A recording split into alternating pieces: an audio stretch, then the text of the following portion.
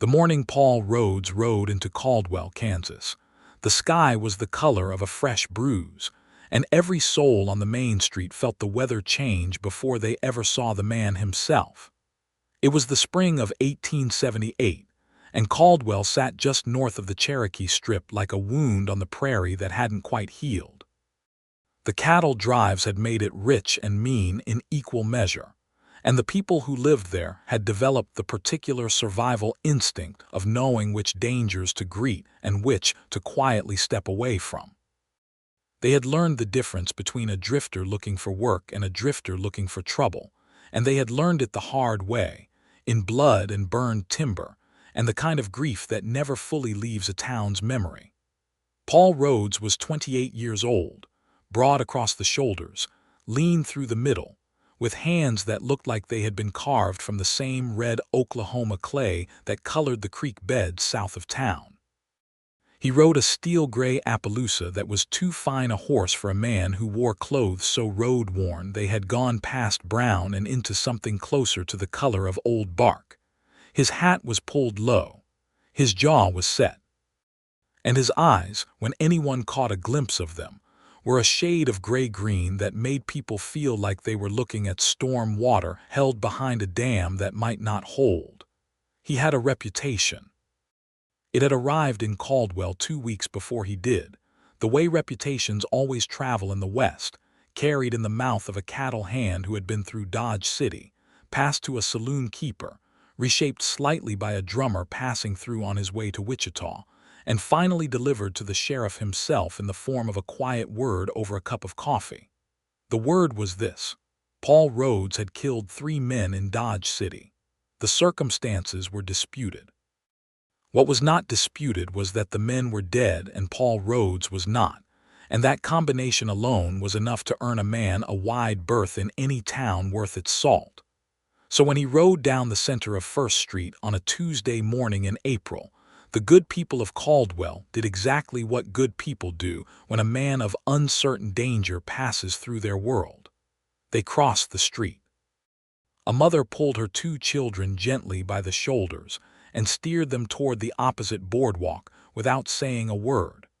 A merchant who had been sweeping his front step suddenly found business to attend to inside. 2 cowboys leaning against the hitching post outside the Prairie Rose Saloon straightened up, made a quiet calculation, and drifted toward the far end of the post where their horses were tied, keeping the horses between themselves and the stranger. The sheriff, Walt Greer, watched from beneath the awning of his office with the careful stillness of a man who is ready to move but has decided not to yet. Nobody spoke to Paul Rhodes. Nobody met his eye for more than a second. The town parted around him like water around a stone in a river, and then Pearl Sutton walked straight up and said hello.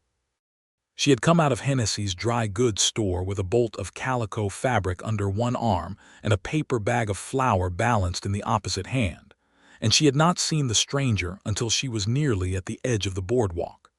She was 24 years old, with dark brown hair that she wore pinned up but never quite successfully, because pieces of it were always making a quiet escape at her temples and the nape of her neck. She had eyes that were an uncommonly warm shade of brown, the kind that caught light the way creek water does when the sun is low. She was not a small woman, not in spirit and not quite in frame, though she was fine-featured in a way that the women at the church sewing circle sometimes described as striking rather than pretty, which was their polite way of saying she had too much directness in her face to be conventionally beautiful and too much character to be anything less. She stepped off the boardwalk, registered the parting of the crowd, looked up, and saw Paul Rhodes on his Appaloosa not 20 feet away. She saw the way people had moved. She saw the empty space around him like a moat. And she did something that nobody in Caldwell, Kansas, had done that morning, or apparently in any morning prior to this one, when his reputation had begun to spread. She walked directly toward him. He had slowed the Appaloosa to a stop because the woman was in his path, and he was not the kind of man who ran people down.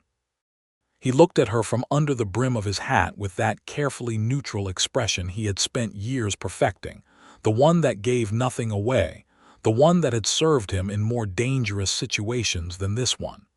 He waited for her to step aside. She did not step aside. "You look like a man who hasn't had a decent meal in about 4 days," Pearl Sutton said, looking up at him with the same forthright directness she brought to every situation. "Hennessy's wife runs a boarding house on Maple Street. She sets a good table. You ought to go there before you do anything else." Paul Rhodes stared at her for a moment that stretched long enough that a person watching from across the street might have held their breath. Then he said in a voice that was lower and quieter than people had expected, "I appreciate the advice."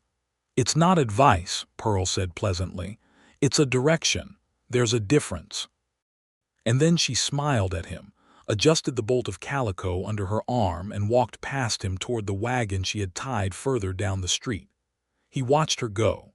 He could not have said exactly why, except that in 6 years of drifting through the hardest towns the Kansas plains had to offer, nobody had ever spoken to him first.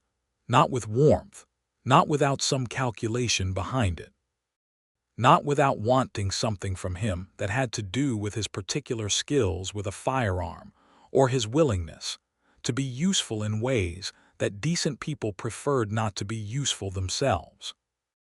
This woman had spoken to him the way a neighbor speaks to a neighbor, easy and matter-of-fact, and with a slight edge of practicality, as though it had never crossed her mind to be afraid of him. He turned the Appaloosa toward Maple Street. Margaret Hennessy's boarding house was exactly as described. The woman herself was a round, brisk woman in her 50s who took one look at Paul Rhodes on her doorstep and sized him up the way a farmer sizes up weather, with efficiency rather than sentiment. She told him a room was $2 a week, meals included, no drinking in the rooms, and no visitors after 8 in the evening. He agreed to all of it and paid for 2 weeks in advance, which seemed to satisfy her in a way that his face alone had not. The room was clean. The mattress was not soft, but it was honest in its firmness, which he preferred.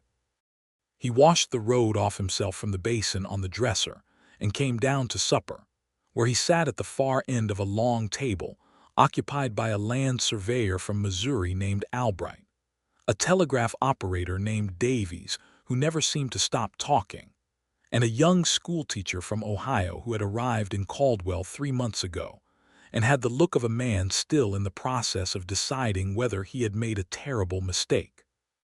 It was at this table, over beef stew and cornbread, and the kind of strong coffee that could support a spoon standing upright, that Paul Rhodes learned about Pearl Sutton. It was the telegraph operator Davies who mentioned her, in the oblique way that small towns have of informing newcomers about their social geography. Davies mentioned her because she had apparently stopped by the telegraph office that afternoon to send a wire to her cousin in Abilene, and Davies mentioned it because Pearl Sutton stopping anywhere was, in his estimation, an event worth noting because she had a way of making even a routine visit interesting. "She runs her father's farm," Davies said, gesturing with his spoon. "Has since old Elias Sutton passed 2 winters ago, about 3 miles east of town. Just her and that hired hand cob. Most folks thought she'd sell it and go back east, but she didn't. Just put on her father's work gloves and started in. He seemed to find this remarkable. The way he said it suggested he was not quite sure whether to admire her or worry about her, and had settled on doing both. She knows everybody's business," the schoolteacher offered mildly, not unkindly. "But she keeps everybody else's secrets better than she keeps her own. She spoke to me this morning," Paul said, because it was still sitting with him in the way that unexpected things do. Davies blinked. "She spoke to you, on the street." Davies looked at the schoolteacher. The schoolteacher looked at his stew. There was a brief, weighted silence of the kind that carries more communication than words. Then Davies said, "Well, that would be Pearl," as though it explained everything, and went back to eating. Paul stayed at the boarding house. He had not entirely decided to when he rode into Caldwell. He had been moving through towns for 6 years with no particular design, taking work when it presented itself, moving on when it didn't or when the circumstances required it. He was good with horses. He was good at managing cattle drives in the short stretches that needed an extra pair of skilled hands. He was, as his reputation suggested, very good with a gun, though the reputation had simplified the story of those 3 men in Dodge City into something cleaner and more damning than the truth, which was messier and sadder, and involved a woman being hurt and Paul Rhodes being the only one in that saloon willing to do what needed doing. But reputations are not interested in nuance. They are interested in the broad strokes, and the broad stroke here was 3 dead men and a man walking away, and that was enough. He found work within a few days, as he always did. A rancher named Beaumont, who ran cattle on the eastern edge of Caldwell County, needed a hand who could break horses without breaking them in spirit, and Paul had that particular gift. He started with Beaumont on a Thursday morning, riding out before first light and coming back at dusk, with the kind of quiet satisfaction that only comes from doing physical work well. Beaumont was a practical man who cared about results and did not ask unnecessary questions about where a man had come from, which suited Paul fine. He saw Pearl Sutton again the following Saturday at the general store. She was arguing, in the polite but absolute way she seemed to do everything, with the proprietor Hennessy himself, about the price of seed corn, which had gone up by 3 cents a bushel since the previous month. Hennessy was explaining the reasoning, which had to do with the rail situation and supply costs, and Pearl was listening with the careful attention of someone who is taking information seriously while simultaneously building a counterargument. She was wearing a simple blue cotton dress, and her hair was doing its usual thing of escaping its pins, and she had a pencil tucked behind one ear that she had clearly forgotten was there. Paul came to collect a pair of work gloves he had asked Hennessy to order, and found himself waiting behind Pearl while the negotiation concluded.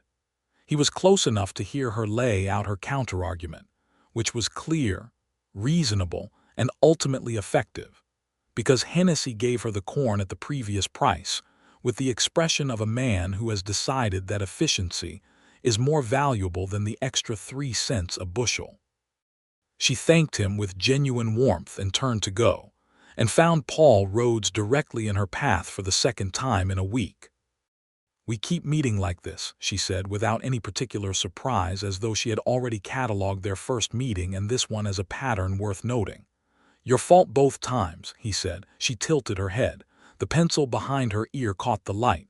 "You think so? You're the one who moved toward me," he said. "On the street, first day." "Somebody had to," she said simply. "You looked like a man who'd forgotten what it felt like when someone wasn't afraid of him." She said it without drama or sentiment, the way you state a thing you've observed and found to be true. Then she looked down at the gloves in his hands. "Those for Beaumont's place," he blinked. "How did you know I was working for Beaumont?" "Davies told Mrs. Calhoun. Mrs. Calhoun told the Reverend's wife. The Reverend's wife told me at Wednesday prayer meeting," she said, with the matter-of-fact precision of someone who has made peace with living inside a community where information travels at the speed of gossip. "It's a small town, Mr. Rhodes.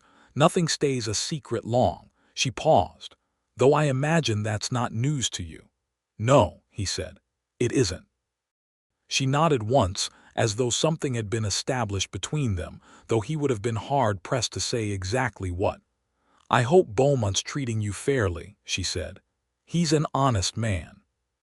Works his hands hard but pays what he promises." Then she picked up her flour and her seed corn and walked out of the store, and the bell above the door rang twice in her wake. Paul stood there for a moment longer than necessary, holding his gloves. He started watching for her after that, which he recognized as a different kind of attention than he usually paid to anything. He was not a man given to sentiment. He had been on his own since he was 17, when his family's farm in Missouri had been lost to debt, and his parents had gone to live with his mother's sister in St. Louis, and he had gone west because there was nowhere else that felt like it had room for him. 6 years had taught him to be self-contained. He had learned not to want things that required other people to be present consistently, because Other people had a way of not being present consistently, and the West had a way of making that worse. But Pearl Sutton was something he found himself thinking about in the quiet hours before sleep, in the way you think about a problem you haven't yet figured out. Not with urgency, exactly. More with a kind of persistent interest that refused to be dismissed. He found reasons to be in town more than strictly necessary. He told himself it was practical, that he needed this item from Hennessy's or that information from the telegraph office, and these things were true, but they were not the complete truth, and he knew it. The complete truth was that on a Wednesday afternoon in late April, he was coming down First Street when he saw Pearl's wagon outside the Prairie Rose saloon, which was unusual enough to make him slow his horse. She was not inside, which would have been more unusual still. She was outside, standing on the boardwalk speaking with a man Paul did not know, a big man in a good coat with the look of someone who spent money on his appearance in the way that people do when appearance is doing work for them. The man's name, Paul would learn later, was Fletcher Haynes, and he was a land speculator who had been circling Pearl Sutton's farm the way a vulture circles something that hasn't died yet but is having a difficult time of it. The conversation looked like the kind that has one person pushing and the other person holding ground, and Pearl was holding ground in the way she did everything, with perfect composure and absolute firmness, but something in the set of her jaw told Paul she had been holding it for a while. He rode over because he told himself he was heading that direction anyway, which was not entirely true. Fletcher Haynes glanced up as Paul brought his horse to the rail and swung down, and the calculation in Haynes's eyes was quick and professional. He registered Paul's size and his face, and the way he moved, and made a rapid assessment that landed somewhere between caution and dismissal. Pearl saw Paul, and something in her expression shifted, not with relief exactly, but with the look of someone who has just gained slightly better ground. "Mr. Rhodes," she said pleasantly. "Do you know Mr. Haynes?" "I don't," Paul said. He looked at Haynes in the direct, unhurried way he had that tended to make people uncomfortable without being explicitly threatening. "I've been explaining to Miss Sutton," Haynes said, with the smooth confidence of a man accustomed to making everything sound reasonable, that farmland east of town has become quite valuable with the rail expansion coming through. I'm in a position to offer her a very fair price." "She doesn't seem to want to sell," Paul said. Haynes smiled. It was the smile of a man who finds obstacles amusing rather than discouraging. "These decisions take time. I'm a patient man." "I'm not," Pearl said, looking directly at Haynes. "I've told you my answer. It hasn't changed and it won't. The farm belongs to my family. It stays in my family." She picked up the small parcel she had set down on the railing and turned to Paul with such natural ease, as though they had arrived together, which they had not, but which she seemed to have decided was close enough. "Are you heading back east on the Miller Road?" "I could be," Paul said, catching her meaning without needing it explained. "Good. I could use the company," she said, walked past him to her wagon, and climbed up with the practiced ease of someone who has been climbing into wagon seats since childhood. Haynes watched them go with that patient, amused smile still in place, which Paul did not like. Patient men with money and that kind of smile were more dangerous than men who came at you directly. He filed the thought away and focused on keeping his horse alongside Pearl's wagon on the road east. They rode in silence for a quarter-mile. It was a companionable silence rather than an awkward one, which surprised him somewhat, because he had not had many of those. "Thank you," Pearl said finally. "I didn't do anything. You arrived," she said. Sometimes that's the thing. She kept her eyes on the road. "He's been coming around for 2 months. He bought the Whitmore place last year and the Henderson spread before that. He's trying to put together a big block of land ahead of the rail survey. If the rail comes through east of town, the land value triples or more." "Is the rail coming through east of town?" "That's what the survey will determine," she said.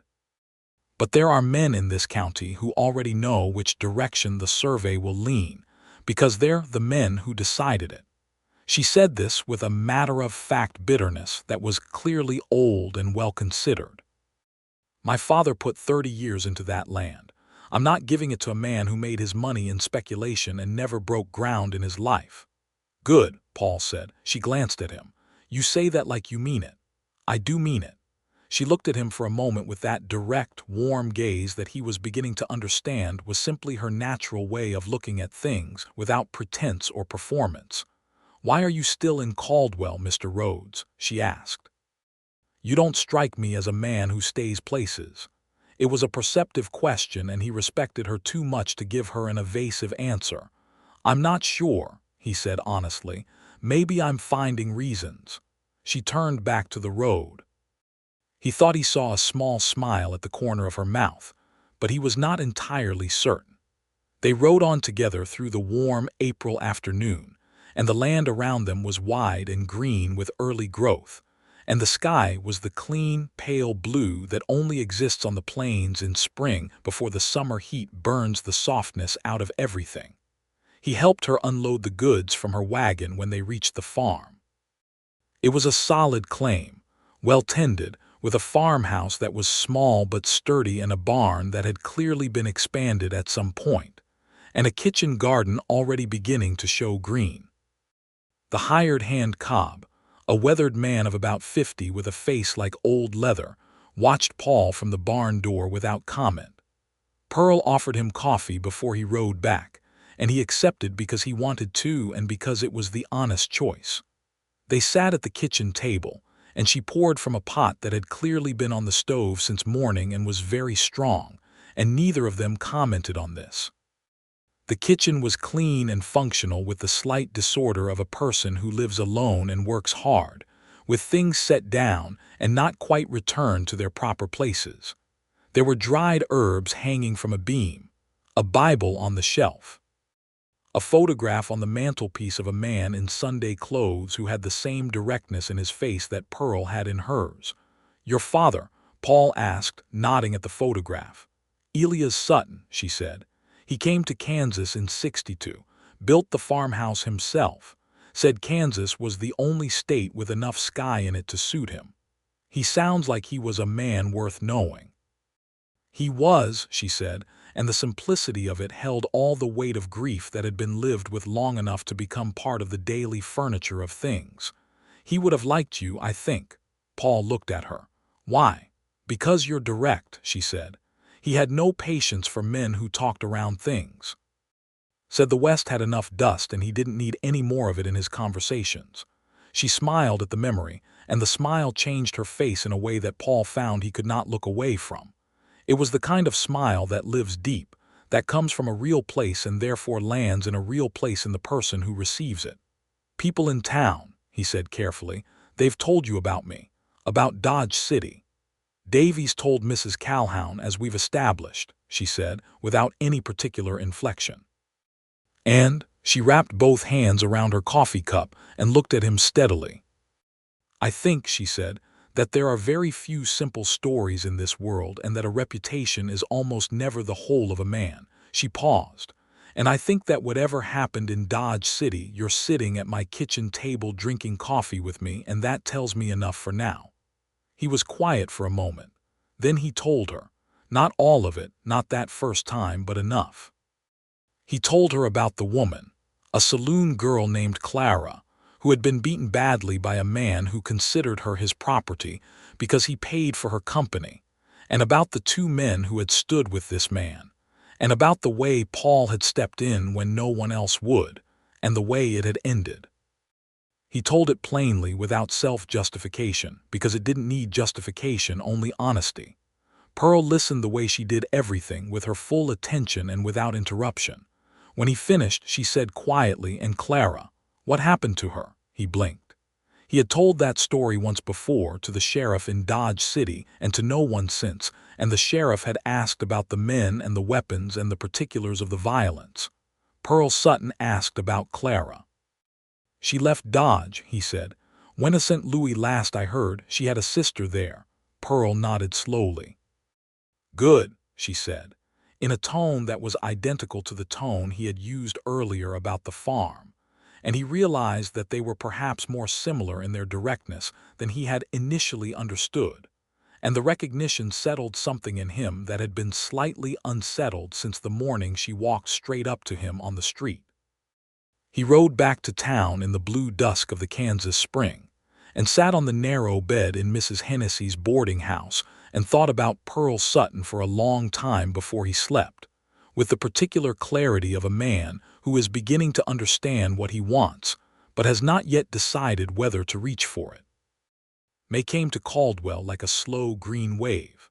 The cattle drives began in earnest, and the town swelled at the edges with trail hands and buyers and all the noise and commerce that came with them. Paul worked hard at Beaumont's ranch, rising before light and working until the sky went purple in the west, and he had the deep, honest exhaustion of a man doing real work, which was something he had missed without knowing it. He and Pearl fell into a rhythm that neither of them had announced or designed. It simply emerged, the way real things tend to emerge, quietly and with increasing definition, like a hill in morning fog. He would see her in town on Saturdays and they would talk. Sometimes for a few minutes, sometimes for longer. She told him things about the farm, about the challenge of running it without her father, about the way people in town had treated her, initially with the combination of respect and skepticism that a woman running a farm alone tended to attract in 1878. Some respected her outright. Some waited for her to fail. She described this without bitterness, with the pragmatic acknowledgement of someone who has decided that other people's opinions are not particularly relevant to the work that needs doing. He told her things too, small things at first and then larger ones, about Missouri, about his parents, who he had not seen in 6 years, and thought about with the compound feeling of love and guilt that tends to form when you leave people, because you cannot stay without turning into something worse than what you might become if you go. About the years of moving, which had given him skill and self-knowledge, but had also given him a profound loneliness. He had learned not to notice the way you learn not to notice a wind that blows constantly from the same direction. She noticed it. She said nothing about it directly, because she was perceptive enough to know that naming it would make him defend against it. But she noticed it, and the way she noticed it was by being consistently present in a way that made the space between them feel inhabited rather than empty. In the second week of May, he came to the farm on a Sunday afternoon, ostensibly to have a look at a fence post problem Cobb had mentioned to him in passing, because he had discovered that Pearl would accept help more readily if it came with a practical justification.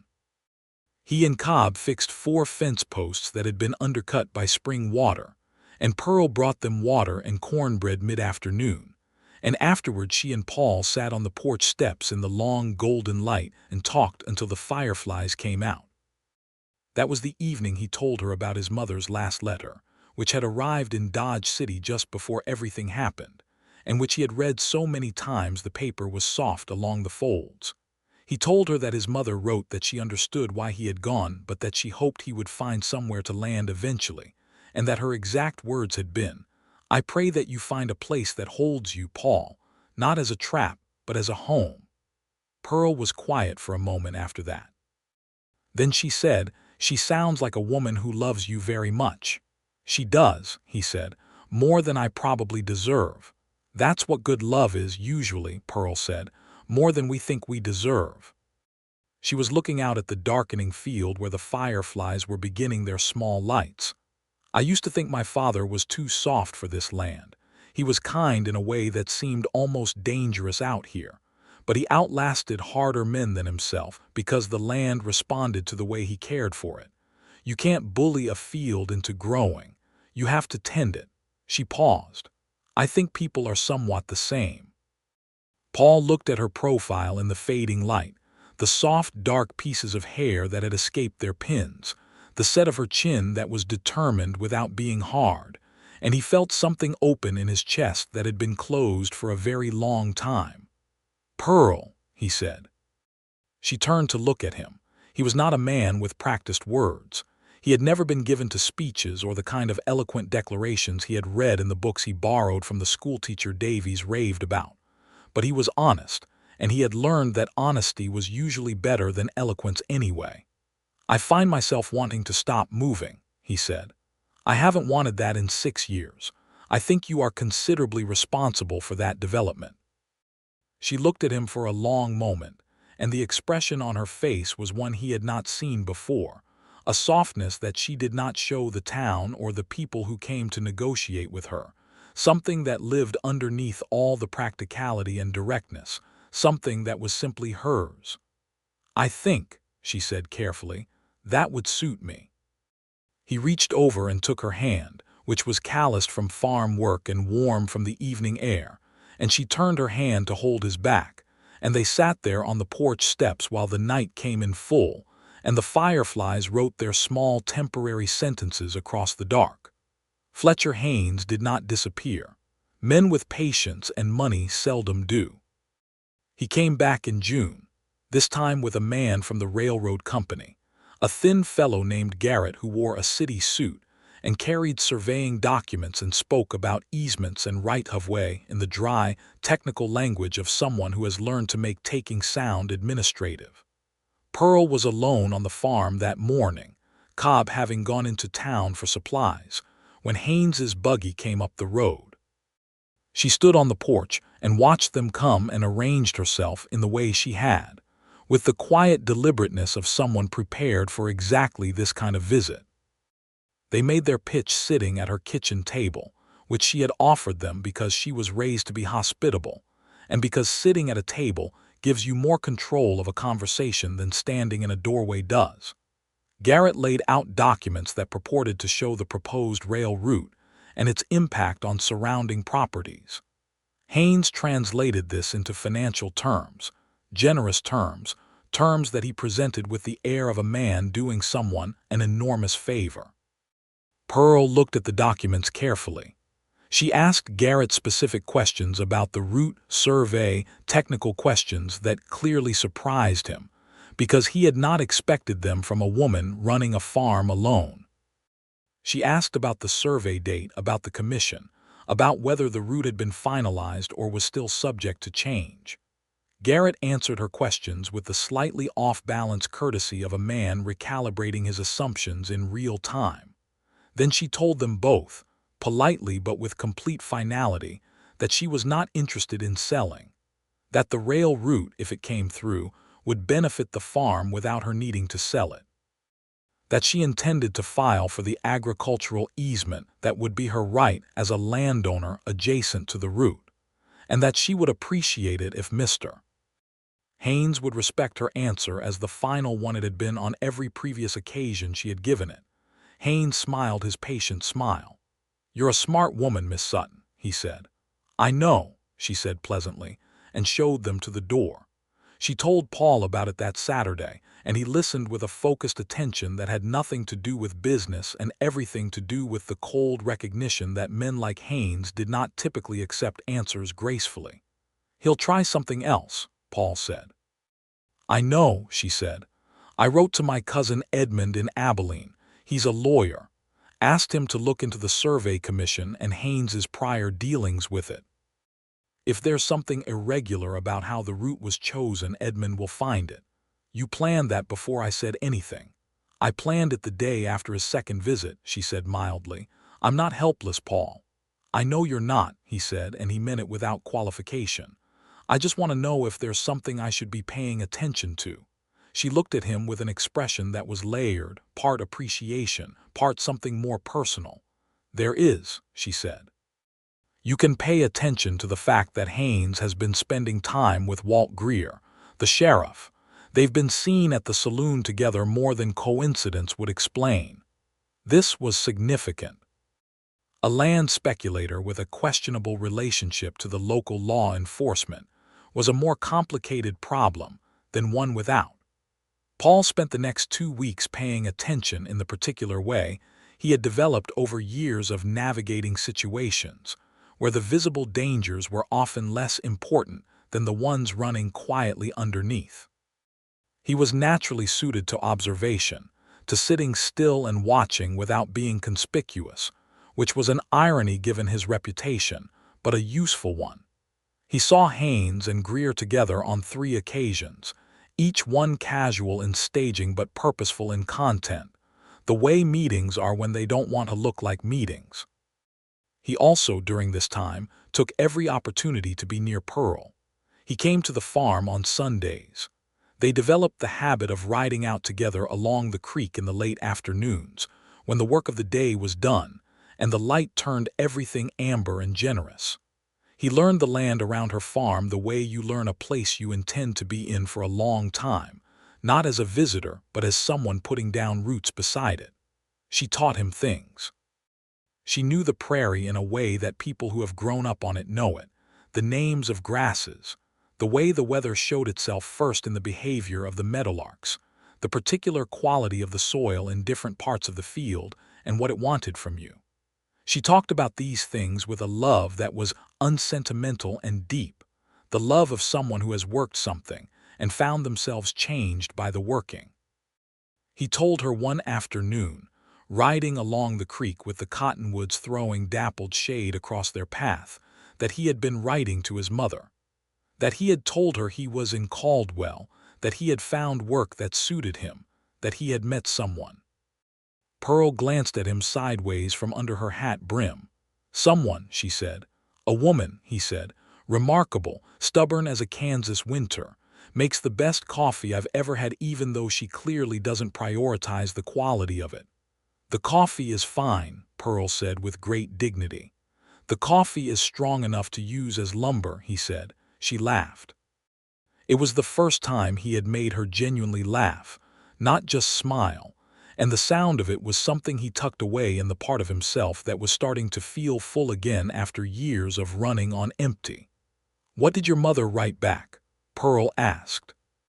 He reached into his jacket and drew out the letter which he had been carrying folded there for a week. He read her the relevant part. His mother had written, "Paul, a remarkable woman sounds like exactly the kind of trouble worth staying for. I hope you will tell me more about her, and I hope that you will not be a fool about it, because you have been known to be a fool when it comes to anything that matters personally to you, which I say with love."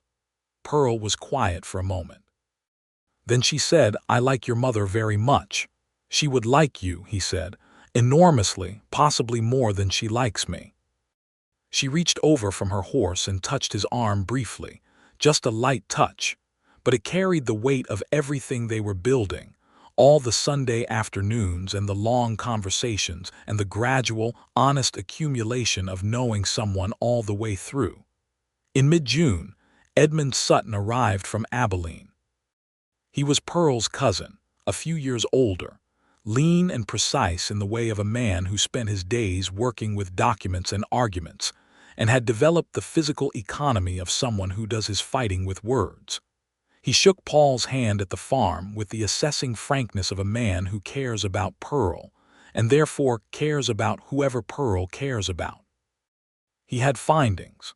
The Rail Survey Commission in the county had 2 members with financial relationships to Fletcher Haynes that had not been disclosed as required by territorial regulation.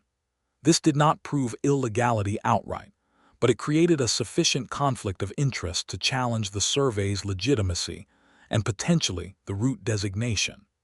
Edmund had filed a preliminary inquiry with the Territorial Land Office in Topeka and expected a response within 30 days. "If the route is redetermined," Edmund said, at Pearl's kitchen table with coffee in front of him that he had tasted once and set down carefully, "then Haynes's assembled land value drops considerably. He's counting on a specific corridor. Take that away and his whole scheme unravels." "How does Haynes respond to that kind of unraveling?" Paul asked. Edmund looked at him with measured directness. "Historically, men like Haynes have been known to pursue other avenues when legal ones close," he said carefully. "He means Haynes might not stay polite," Pearl translated. "I'm going to speak with Walt Greer," Paul said. "Walt Greer may not be the right audience," Edmund said. "I know," Paul said. "But the conversation still needs to happen. Sometimes you need to tell a man you know what he's doing, so he knows there's no value in continuing to do it quietly."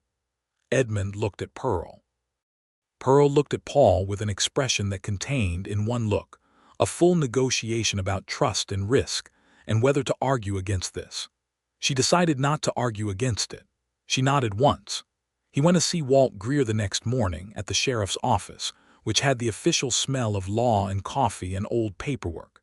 Greer was a heavy man in his 40s with the tired eyes of someone who has been carrying the gap between what the law says and what the law does for a long time. He listened to Paul with the careful expression of someone choosing which reaction to show. Paul laid it out plainly. He was not accusatory. He was informative. He told Greer that Edmund Sutton had filed an inquiry with the Territorial Land Office, that the Commission's conflicts of interest were now part of an official record, and that whatever conversations Greer had been having with Fletcher Haynes regarding Pearl Sutton's property would be looked at in that same light should anything irregular happen. Greer said nothing for a long moment. Then he said, "You're a careful man, Rhodes." "I've had reason to be," Paul said. "Haynes is well connected," Greer said. "So is the Territorial Land Office," Paul said, "and they're further away, which means they're less easy to be connected to personally." There was another silence. Greer rubbed his face with one hand in the gesture of a man making a decision that has some cost to it. Then he said, "I've taken no money from Haynes. I want that to be understood, but I have not been as careful as I should have been about certain conversations." "Being careful going forward is what matters," Paul said. He stood up. "Miss Sutton has a right to keep her land. Her father built it. She's tended it. That ought to count for something in this county." He left Greer sitting in his office with the full weight of the situation arranged plainly in front of him, and walked back out into the June morning. Haynes sent 2 men to the farm 12 days later. It was a Sunday evening, late, after Paul had left for the boarding house, and Cobb had gone to his small room in the barn. Pearl was inside when she heard horses on the road, moving faster than they should be for a social call at that hour. She extinguished the lamp in the front room and went to the window. 2 men she did not know. They got down from their horses and walked to the fence, not to the gate but to the fence, which told her something, and one of them had something in his hand she could not clearly see in the dark. She went to the back room, where her father's rifle hung on the wall. She had learned to use it the year before he died, because Elias Sutton had been a practical man who believed that his daughter should know how to protect what was hers. She took it down and checked it, which she could do in the dark by feel, and went back to the window. The men were at the gate now, talking in low voices. One of them opened the gate. Pearl stepped out onto the porch with the rifle, which she held without dramatic gesture, simply as the practical item it was. "This is private property," she said. Her voice was steady. "You'll close that gate and go back the way you came." The men stopped. The one with something in his hand, she could see now it was a torch unlit, let it drop to his side. "We got no quarrel with you, ma'am," one of them said. "Then we agree," she said. "Close the gate." They did. They left. She stood on the porch until the sound of horses faded, and then she sat down on the porch steps and let her hands shake, because that was what they needed to do, and she let it happen privately in the dark before putting the rifle down and going back inside. She told Paul in the morning. She told it plainly, without minimizing it and without dramatizing it, just the facts in order. He listened with a stillness that she had come to understand meant something very specific in him, the particular stillness of a man who has become angry in a place deep enough that it doesn't show on the surface. "You sat on those steps alone," he said. "Yes." "After." "Yes." He was quiet for a moment. "I should have been there."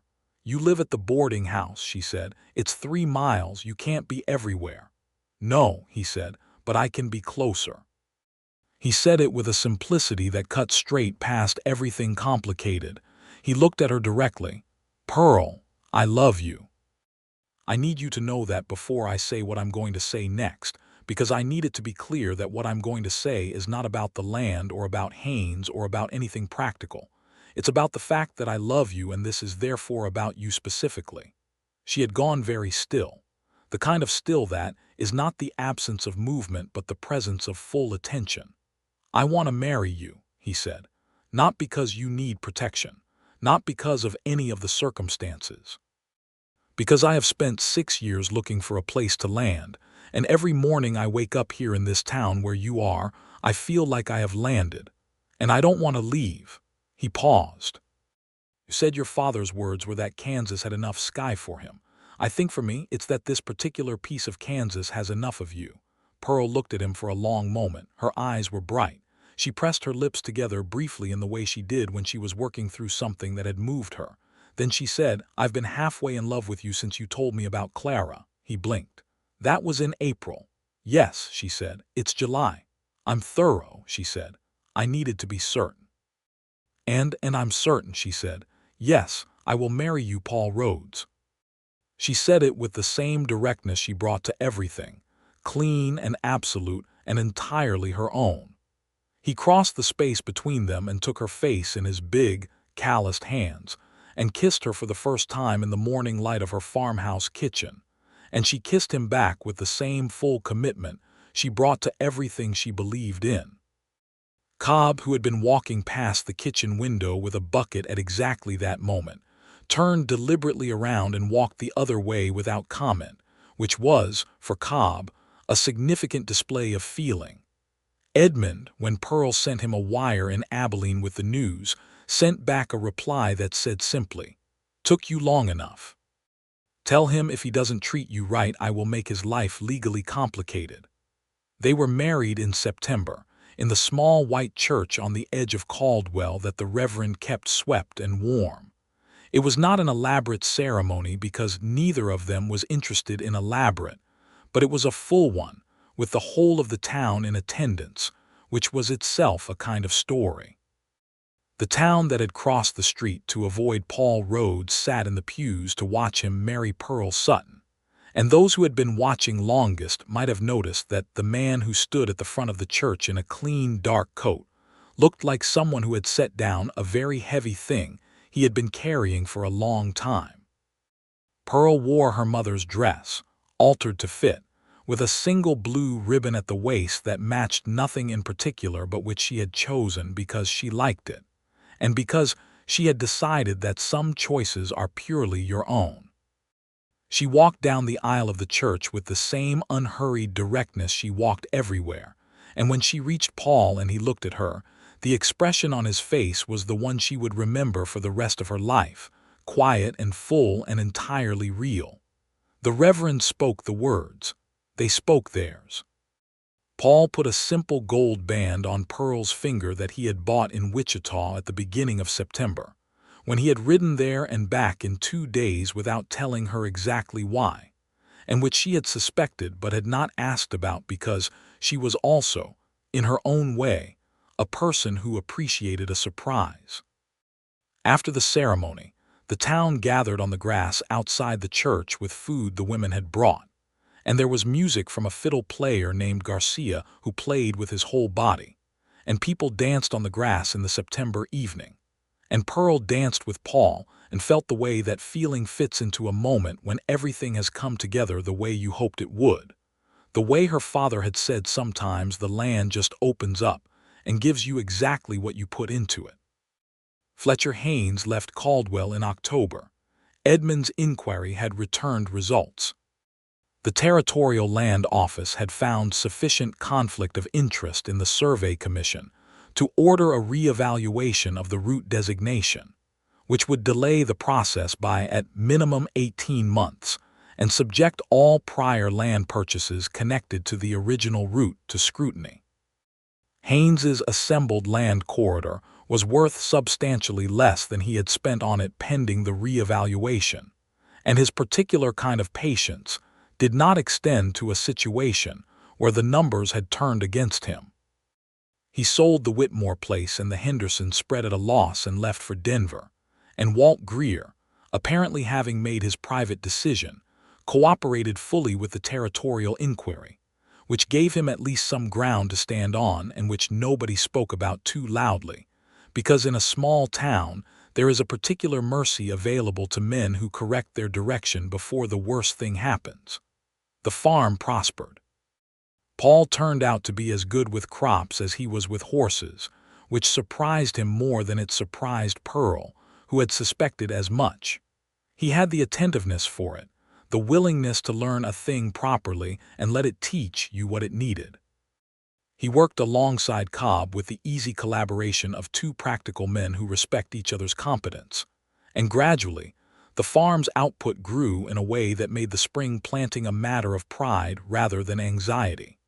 He wrote to his mother in St. Louis and told her he was married, that the woman's name was Pearl, that she was the best thing in Kansas and possibly in the world, and asked if she and his father might consider coming west for a visit in the spring.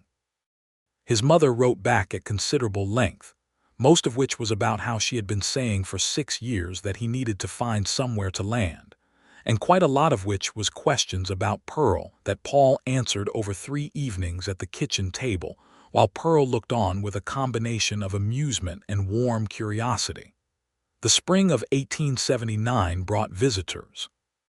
Paul's parents, James and Catherine Rhodes, made the journey from St. Louis by rail to Wichita, and then by hired wagon to Caldwell, arriving on a Thursday afternoon in April when the prairie was green, and the sky was the enormous clear blue of a Kansas spring. Catherine Rhodes stepped down from the wagon and looked at Pearl for exactly 2 seconds before drawing her into an embrace that was the kind that doesn't require previous acquaintance to be genuine, just recognition of someone your son has loved well enough to make him whole. He wrote about the coffee, Catherine said, pulling back but keeping her hands on Pearl's shoulders. The coffee is perfectly adequate, Pearl said. That's what he said too, Catherine said, which made no logical sense and both of them found funny. James Rhodes was a quiet man, quieter than his son, which was saying something, but he had the same directness in his eyes and the same quality of attention, and he walked the farm with Paul that afternoon with the contained pride of a man whose fears for his child have been resolved, which is one of the deepest satisfactions available to a parent. At supper, Catherine asked Pearl how they had met, and Pearl told the story exactly as it had happened, because she was constitutionally incapable of telling a story any other way. She described walking out of Hennessy's dry goods store and seeing the crowd parting around this man on his gray Appaloosa and deciding simply to walk up and say hello. Catherine looked at her son across the table. "I told you she would be remarkable," she said. "You had not met her yet," Paul said. "No," Catherine said, "but you told me she walked straight up to you when nobody else would. I knew from that." That night after the elder Rhodes had gone to bed in the room Pearl had made up for them, Paul and Pearl sat on the porch in the April dark, and he put his arm around her, and she leaned against him, and they were quiet together for a long time. "Your mother is wonderful," Pearl said. "She is," Paul said. "I am glad you wrote to her," Pearl said. "I am glad you found your way back to them." "I had to find my way to you first," he said. "That was apparently the direction." She tilted her head up and kissed his jaw, and he turned and kissed her properly, and the night around them was full of cricket sound and the distant lowing of cattle and the particular peace of a place that has become home, not by default but by deliberate choice. The following autumn, Pearl told him she was expecting. He was in the barn when she told him, which was not the most scenic location for such news, but she had been waiting all day for a quiet moment, and this was the first one that presented itself. He was brushing down the Appaloosa, which he still had, and he stopped when she said it and turned to look at her, and his face did something she had never seen it do before, which was to simply be open, all the way through, with nothing held back or guarded. He crossed the barn in 3 steps and held her, and she laughed a little against his shoulder, because the moment was so enormous it had to have some release. "Are you all right?" he asked, his voice rough with the weight of what he was feeling. "I am very well," she said. "Slightly tired in the mornings, otherwise quite well." He pulled back just enough to look at her face. He looked at her the way she had gotten used to being looked at by this man, like she was the most significant thing in whatever room they were in, not with possession but with recognition, as though she was the answer to a question he had been asking for 6 years without knowing what the question was. "Pearl," he said. "Paul," she said. "This is," he started and then stopped, because he did not have a word large enough and she knew it and she smiled. "I know," she said. "Me too." The son was born in May of 1880, on a warm night with the windows open and the smell of the spring prairie coming in on the breeze. Pearl labored with the same steady determination she brought to difficult things, and Paul sat outside the bedroom door through the whole of it with his hands clasped between his knees and his face arranged in a stillness that Cobb, who sat with him for a while, could see right through. When the midwife opened the door and nodded at him, he went in. Pearl was tired in the profound way of someone who has done something enormous, but her eyes were bright, and she was holding the bundle with the particular confidence of a woman who has been watching over living things her whole life and knows how to hold something precious. She looked up when Paul came in, and the look between them was one of those looks that doesn't need translation. He sat beside her on the edge of the bed, and she put the baby in his arms, and Paul Rhodes, who had spent 6 years being a man the town crossed the street to avoid, held his son for the first time with hands that had learned to be careful with what mattered, and looked down at the small, fierce face with an expression that was nothing but love and wonder in their most uncomplicated forms. "Elias," Pearl said, "for my father, if that's agreeable to you." "Elias," Paul said, trying the name. "Elias James Rhodes," he looked at her. "James for my father." Pearl's eyes filled, which she did not fight. "Elias James Rhodes," she said. "Yes, that's exactly right." They named him Elias James Rhodes, and he had his father's gray-green eyes and his mother's particular expression of having already decided something, and he was the most wonderful thing either of them had ever seen. Caldwell had changed around them in the 2 years since Paul had ridden in on his gray Appaloosa. The cattle trade had continued to grow, and then began its slow shift as the rail pushed further west and the drives reconfigured. New families came. The schoolteacher, who had arrived looking uncertain about his decision, had apparently made his peace with Kansas and had expanded the school to 2 rooms and hired a second teacher. The Prairie Rose Saloon had new management after the previous owner sold and went to Colorado. Davies at the telegraph office had gotten married to the Reverend's wife's niece and was substantially calmer for it. Paul Rhodes, in this changed Caldwell, was no longer the man people crossed the street to avoid. He was simply a man, Paul Rhodes from the Sutton farm east of town, known for his skill with horses and his reliability in a difficult situation, and for the fact that his wife Pearl was, as she had always been, someone who could negotiate the price of seed corn down and fix a fence post in the same afternoon. They were known together, which was how they were in fact, not 2 separate people managing parallel lives, but 2 people genuinely built into each other's daily existence in the way that the best marriages are. On the 2nd anniversary of their wedding, Paul asked Pearl to come riding with him in the late afternoon, and she came, leaving Elias in Cobb's very capable if somewhat reluctant hands. They rode east along the creek, into the golden September light, and when they reached the high ground where the prairie opened up to show the full sweep of sky that Elias Sutton had loved, Paul stopped his horse. Pearl stopped beside him and looked at the view which she had known all her life and which still took something from her in the best sense whenever she saw it from this spot. "I want to tell you something," Paul said. "All right," she said. 6 years of moving," he said. "I went to every kind of place.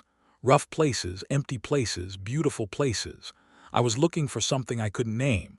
I thought it was work or peace or maybe just the right kind of land. And then I rode into a town one morning and a woman walked up to me in the street like I was someone worth knowing, and it turned out that was the answer. Not a place, a person." He looked at her across the space between their horses, in the full September light, with the Kansas sky enormous and blue behind her. "You are the place I was looking for, Pearl. Every good thing in my life has a straight line back to that morning." Pearl looked at him, and the tears that came to her eyes were not the tears of sadness or even of being overwhelmed, but simply the release that comes when something true is said about you by someone who knows you completely. "I was afraid, you know," she said. "When I walked up to you, I saw the whole street move away from you, and I thought, that man is carrying something very heavy, and I was afraid of what that meant. But I walked up anyway because my father always said that the thing worth doing is usually the thing that frightens you slightly. Were you frightened? He asked. A little, she said.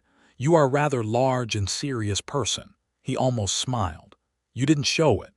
I wasn't going to show it, she said, with a precision that made him finally smile fully, the slow, real smile that he had discovered was capable of when she was the reason for it. That would have been poor strategy. He laughed.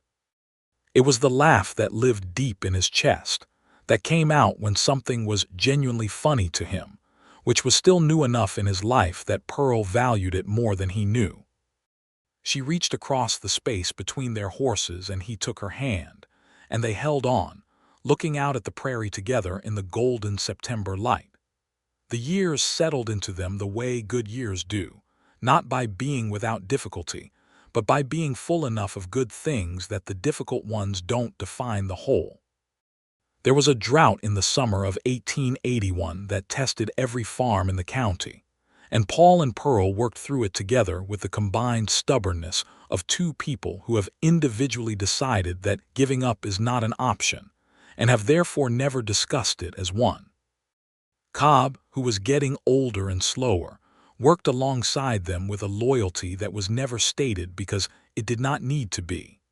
They made it through the drought with the harvest reduced but not destroyed, and in the fall planted a winter cover crop that Paul had read about in an agricultural journal that Edmund sent from Abilene, which helped prepare the soil for the following spring.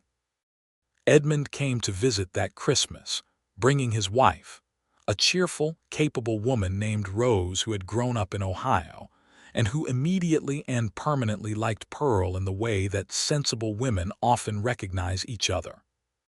They ate a large Christmas dinner at the farm table, which now required the addition of the board from the barn that Pearl had padded and covered with a cloth.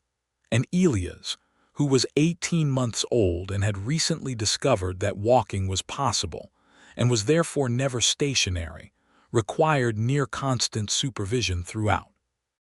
Paul held him for a good portion of the evening with the easy confidence of a father who has learned how to do things one-handed, and Edmund watched this with an expression he later described to Rose as not what I expected from a man of his reputation.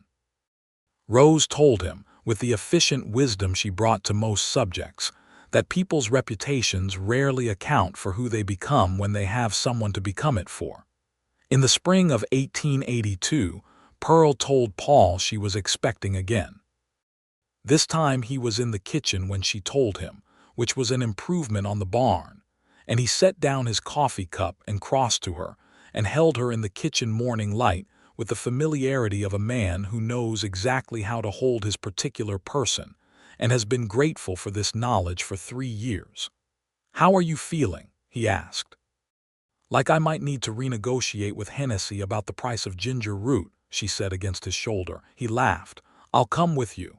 He'll just look at you and give me whatever I want," she said. "You're very useful that way." "I'm useful," he said in a tone of great dignity. "Extremely," she said and kissed him.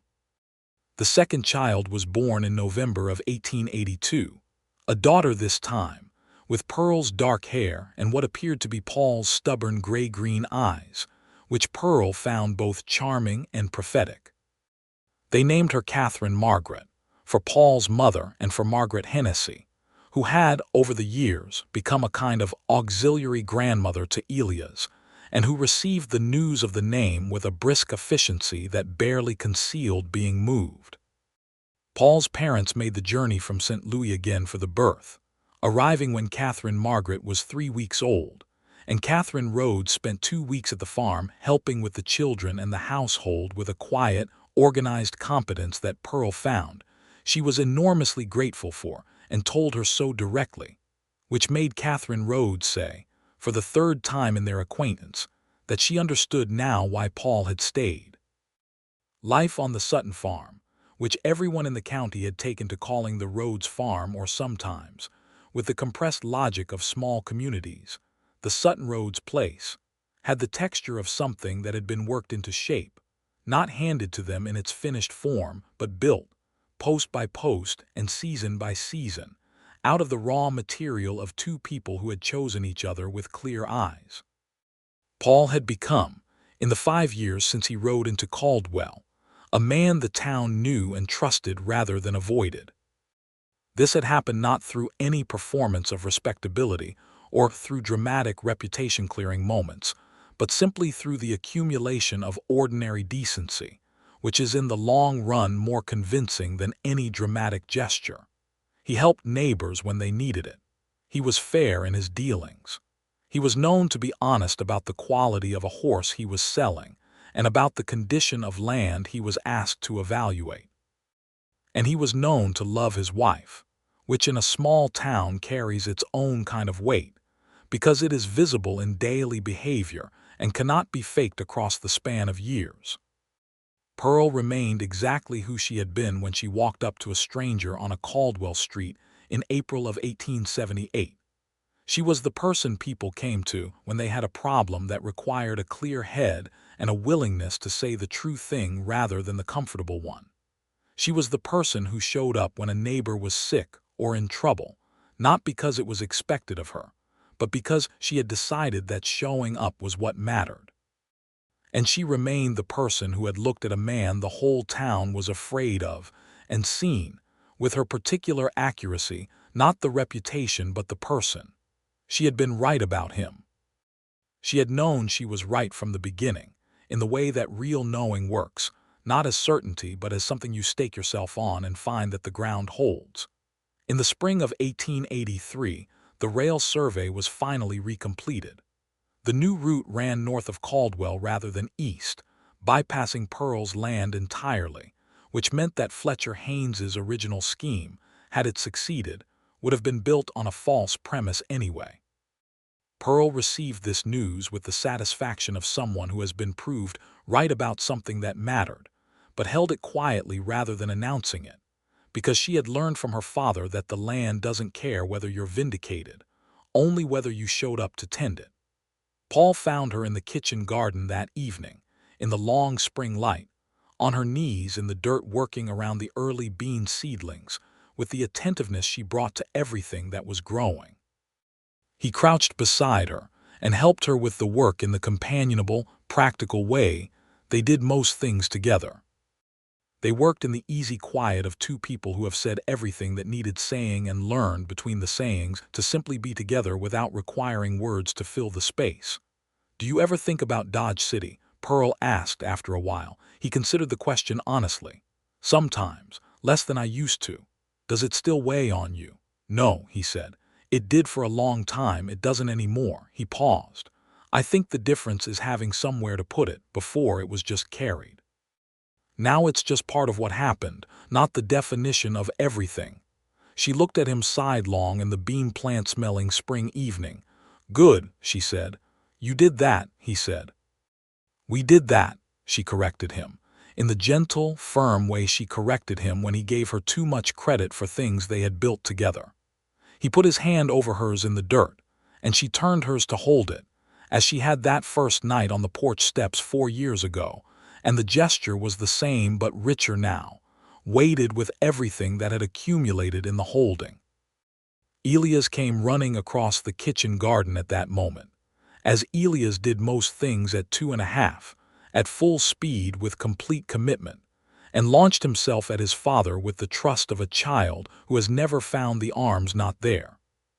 Paul caught him, laughing, and stood up with him and swung him up to sit on his hip, and Elias grabbed a handful of Paul's hair with total property ownership, and Pearl sat back on her heels in the garden and watched her husband hold her son in the late spring light, and felt the deep, still, particular happiness of someone who has everything they decided to reach for. The gray Appaloosa had a foal that spring. A gray colt with one white stocking on the left foreleg, perfect and ridiculous in the way of foals, who had no idea how to use his legs yet, but was deeply committed to using all of them simultaneously. Elias called the colt Big because this was the only size word he had reliably, and Big became his name, and Big eventually grew into a horse that was too spirited for most riders and would stand quietly for Elias, who had his mother's particular directness with living things. Pearl, in the summer of 1884, began teaching the neighboring children reading and arithmetic on Tuesday and Thursday afternoons at the farmhouse, because the school in Caldwell was full, and 3 families in the east of the county had no other option. She set up a corner of the parlor with a proper slate board that Paul made for her from a piece of framing wood and actual slate bought from a quarry in Wichita, and she taught with the same thoroughness and warmth she brought to everything. And the 6 children who came to her on those afternoons were learning at a rate that eventually prompted the Caldwell School to request her formally as a teaching assistant, which she declined because she preferred the arrangement she had. Paul told her once, watching her work with the children, that she was the best teacher he had ever seen. "You never had very many teachers," she said practically. "That's true," he said, "but I've had the best one." She smiled at him over the head of the 7-year-old. She was helping sound out a word, with the particular smile that was his, the deep private one that she reserved for the moments when he said something that landed exactly right. In the fall of that year, a letter came from his parents in St. Louis that changed things. His father James had been unwell, a matter of his heart, not immediately dangerous but requiring care and quiet. His mother wrote with her characteristic honesty that they were managing, but that she thought the St. Louis winters were harder on him than they had been. She did not ask for anything in the letter. She was not the kind of woman who asked in letters. But Pearl read it over Paul's shoulder and then straightened up and said, "Your parents should come and live here." He turned to look at her. "The climate is better," she said, with her practical efficiency. "We have the room, or we can make it. Your mother is capable, and your father is not yet so ill that he couldn't enjoy a quieter life on a farm, and your children should know their grandparents." He looked at her for a long moment, in the way he sometimes still had of looking at her as though she had done something that surprised him, which she continued to do across every year. "Pearl," he said. "Write to them," she said, and went back to her work. He wrote to them. They came the following spring, James and Catherine Rhodes, arriving at the Caldwell station with 4 trunks, and the look of people who have been convinced to do something good for themselves against the mild habitual resistance of people who have learned to manage without asking. Catherine walked into the farmhouse and looked around and put her hands on her hips and said, "This will do very nicely," which was as close to delight as she allowed herself on first impressions.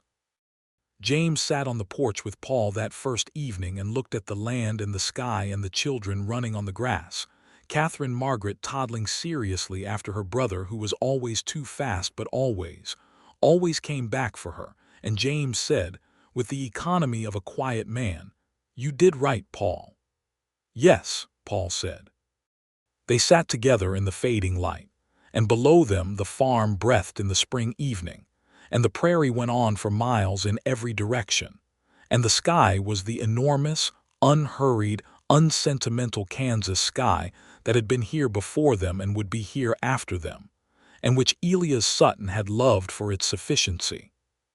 3 years later, in the summer of 1887, Pearl gave birth to their 3rd child, a boy they named James William, for Paul's father and for William Cobb, who had retired from farm work the previous year and lived now in the small house Paul had built him at the edge of the property, because it had been clear to everyone that Cobb was not going to leave and nobody wanted him to.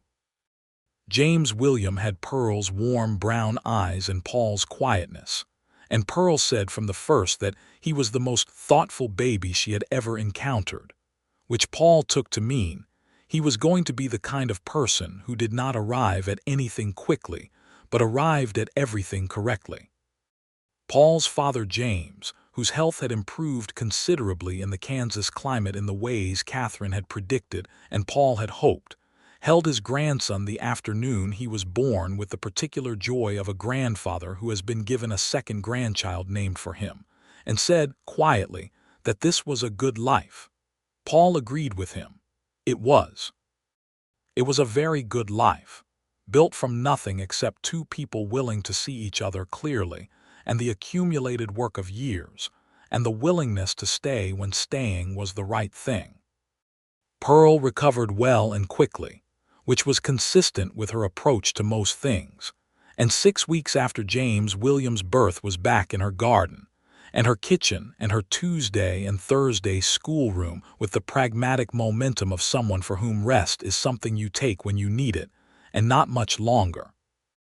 She was in the kitchen garden in the September morning when Paul brought her coffee, as he had taken to doing on the mornings when she was out before him, which was most mornings, setting the cup on the fence post nearest where she was working so she could reach it without getting up from her knees. It was a small thing, this daily coffee delivery. It was the kind of small thing that constitutes the actual fabric of a love that has gone past the early bright intensity and into the deeper, broader thing that sustains. She picked up the cup and drank and looked at the morning over the rim, and Paul leaned on the fence beside her and looked at the same morning, and they were quiet together in the September garden for a while. "Do you remember," she said, "the look on Davy's face when you told him I had spoken to you on the street?" "He looked like you had done something extraordinary," Paul said. "I had," she said with a perfectly straight face. He looked at her sideways. "Had you?" "I had walked up to a man who made everyone else cross the street," she said, "and I had found out I was right about him. That is somewhat extraordinary." She paused. "Also, he turned out to be very handy with a fence post, which is more valuable in the long run." "More valuable than what?" "Than being interesting," she said. "Anyone can be interesting. Not everyone can fix a fence post without losing their temper at it." He laughed, the deep chest laugh she had first heard in her kitchen all those years ago, and which she had been listening for ever since, collecting it the way you collect the things that make you feel that the world is specifically and particularly good.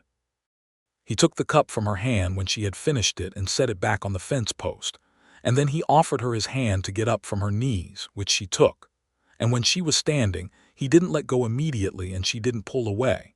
And they stood in the September garden with the morning wide and golden around them and the sounds of the farm beginning its day, the cattle in the far field, Elia's voice somewhere near the barn, Catherine Margaret's footsteps on the porch, James William in his cradle inside where Catherine Rhodes Sr. was keeping a willing and devoted watch.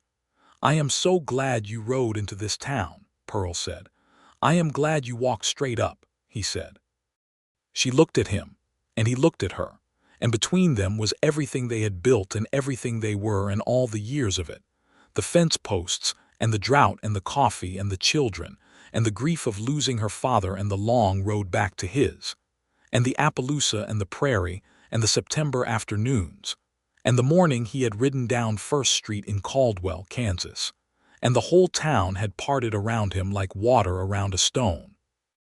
And one woman had walked directly toward him, as though he were simply a person worth knowing, which was the truest and most necessary thing that anyone had ever done for him. He kissed her in the September morning garden, and she kissed him back with the warmth and the firmness of a woman who has decided a thing fully and does not revisit decisions. And the farm breathed around them in the early light, and the sky went on, and Elias Sutton's sky was still sufficient, was more than sufficient, was full.